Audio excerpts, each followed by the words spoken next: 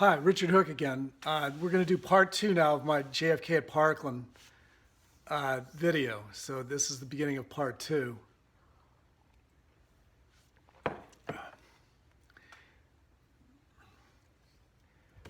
So what we were covering at the end of part 1 was when JFK was getting his last rites by Father Oscar Huber, the second time when the bronze casket was in trauma room 1. This was about at 1:55 when the bronze casket was in there. Jackie was in there, and they gave last rites, Father Oscar Huber, and then they put JFK into the bronze casket. And I maintain after that they loaded him back out again. But we're getting ahead of ourselves. But I was going over why they did the last rites, why they had Father Huber come back in there and do it a second time. They had specific things to accomplish, and I had already gone over that. Jackie put her ring finger to identify JFK from his body double on JFK's left hand, left little finger. That was done. Now, second, Father Huber was needed to tell everyone, see, after the last rites were given, and JFK was put in the bronze casket by Reich and McGuire, and the bronze casket was shut, Father Huber told everybody to leave the room, including himself, because Jackie had to be alone for a while with her husband. Okay, okay. So we have Jackie alone in the room with a bronze casket. Okay, and she was in her pink suit, all covered with blood, and this provided her with the opportunity to change into a second identical pink suit. Nobody else was in there. And she needed to get out of the first suit that was covered with blood that had deadly toxin and mercury from Greer and Files' shots, no doubt in the blood. Okay, so they couldn't have her wearing that. And also, she reeked of smoke. Okay, they had to get her out of that. Okay.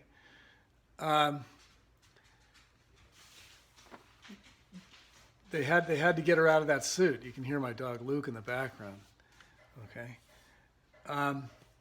so this was another reason. It gave Jackie an opportunity to change out of her pink suit, and so they couldn't allow that original suit to be entered in as evidence. The problem is that the second suit, Jackie didn't smear enough blood on it, and we have pictures of her, and the suit looks far too clean. For instance, at LBJ's swearing in ceremony on Air Force One.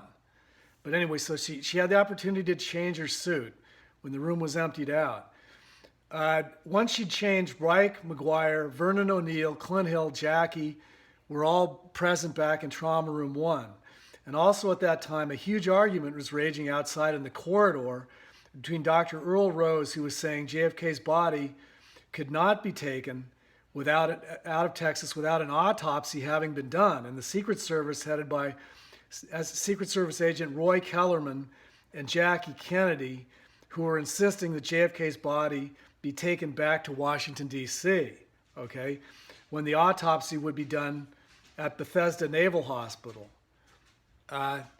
which is very strange, because why would a loyal wife and First Lady want to break the chain of evidence by removing her husband's body from the city the crime had been committed? And Lee Oswald, the lone nut they were saying committed the crime, had already been apprehended. So it's very strange that she wanted to remove the body out of there.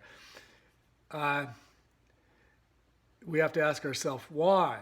And as the argument continued to rage out in the corridor, the bronze casket was pushed out and back into Trauma Room 1 for 10 minutes, during which time JFK must certainly have been unloaded by Reich and McGuire, back out of the bronze casket, placed on the gurney, on the gurney under a sheet, and when Secret Service agent Roy Kellerman finally prevailed, and the bronze casket was rolled out down the corridor to O'Neill's hearse and driven by the Secret Service to Air Force One, all the while that bronze casket was empty and didn't contain JFK at all. Okay, he'd been unloaded out of there.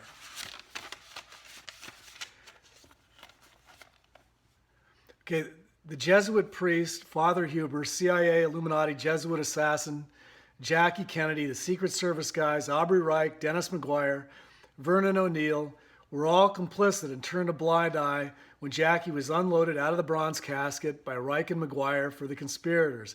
In the presence of Father Huber, the First Lady Jackie, and the Secret Service all added the credibility necessary for the conspirators to hide their crime if it were to ever be questioned. Okay? But this is the thing, is that we now know that the Secret Service and Jackie and more than likely Dr. Huber were complicit. Okay? So we can question it completely. I mean, there's no... And that's what we're doing here. This was the third reason. The Jesuit priest, Father Huber, was called back into Trauma Room 1, no doubt by conspirator Jackie Kennedy, to give JFK his last rites a second time, which actually was a ruse to add credibility cover for their whole sordid operation, so no one would ever think about questioning whether or not JFK was in that bronze casket. Okay? And finally, funeral attendant Aubrey Reich's book never mentions his boss, Vernon O'Neill. Where was he? He delivered the bronze casket and then he just goes off the radar. But the truth of the matter is Vernon O'Neill was inside Trauma Room 1. Okay, we've got some new evidence. And surely if Vernon O'Neill knew, Aubrey Reich didn't mention him, because surely Vernon O'Neill knew removing JFK's dead body from the state where JFK was murdered with no autopsy having been done was a crime. And Vernon O'Neill, the funeral home owner, should have been arguing alongside Dr. Rose at the top of his lungs to keep JFK in Texas.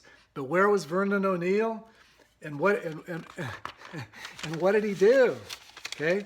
Vernon O'Neill was inside Trauma Room 1, okay, helping the conspirators push JFK's empty bronze casket out the door and not arguing at all.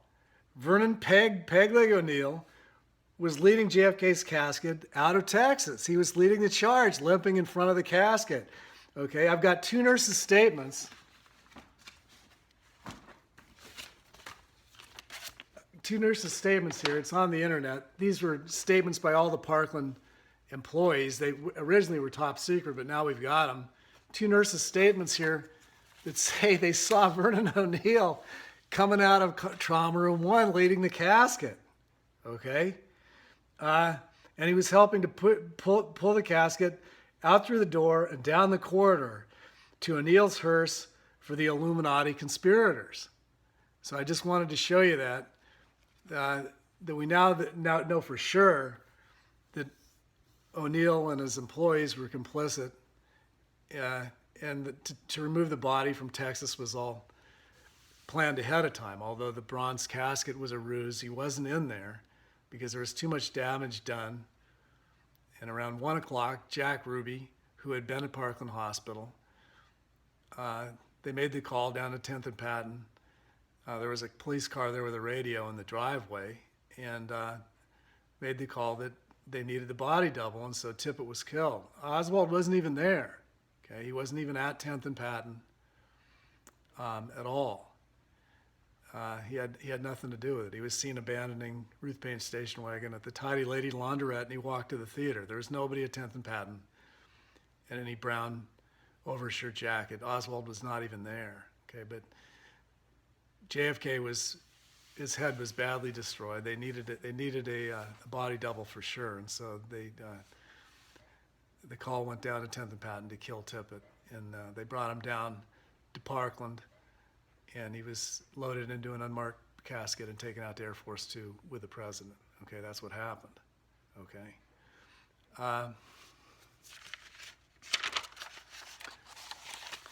So I think, well, here, let's see what else I have here.